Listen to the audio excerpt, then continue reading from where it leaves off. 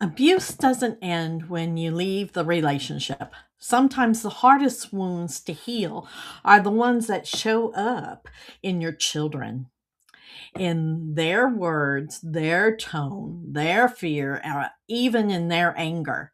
Today's letter is from a parent watching her children mimic the abuser and wondering if she's losing them too.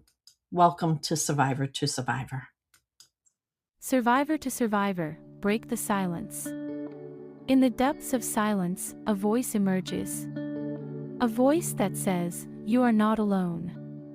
Welcome to Survivor, where strength rises through shared stories, where pain transforms into resilience, where survivors connect and empower each other. Your story matters. Your voice matters. You matter. Join the movement. Subscribe now. Welcome to Survivor.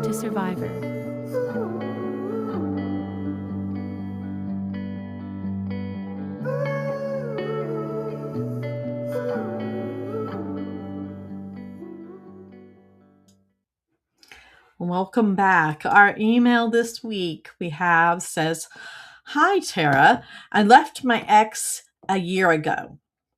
He was emotionally abusive, always yelling, name calling, had very explosive anger. My son is 10 and used to cry when it happened. But lately, I'm noticing he's starting to act a lot like his father. He rolls his eyes at me. He says, 'You're being dramatic,' or 'You're just too sensitive.' He gets angry very fast. He shuts down when I try to talk to him. It's like I'm looking at a smaller version of the man I escaped, and I am terrified. I feel like I got out for nothing, like the abuse is living on through my child. How do I help him learn what he saw was not right?" Well, survivor, your fear is valid. Let's say that. But you are not losing your child. Children don't mimic abuse because they are broken. They mimic it because they witnessed it. Here's the most important truth for you, okay? Um, Kids copy what they see, not because it's right, but because it was modeled for them as normal. But you know what else they copy? Healing, accountability, calm, safety, and love. You left, and that act alone changed his entire life, his entire trajectory.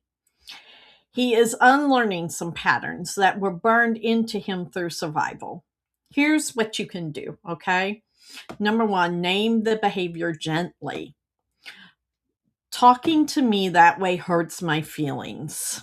Instead of saying, "You're talking just like your father." We don't speak to each other like that. There's no shame, no punishment, just awareness. Make him aware. Make it clear. Draw a boundary. Model emotional regulation. Kids learn calm by watching calm. Okay. Give him language for feelings. Instead of anger equals yelling, teach him anger equals words. Tell me how you're feeling. Don't yell it at me. Seek some counseling if you think you need to go that route. Childhood trauma therapy works, especially early. And stay patient.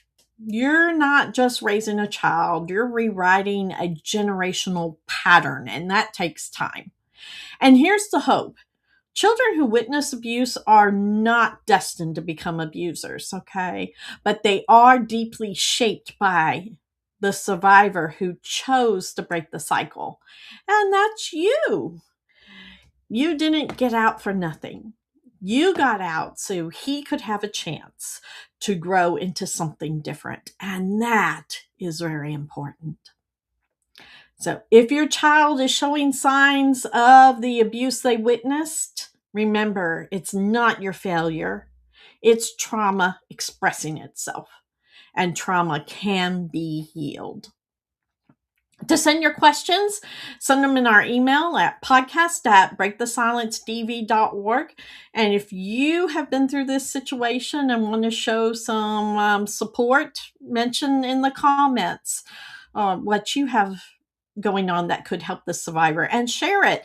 There are many other survivors enduring the same kind of trauma and have the same kind of questions.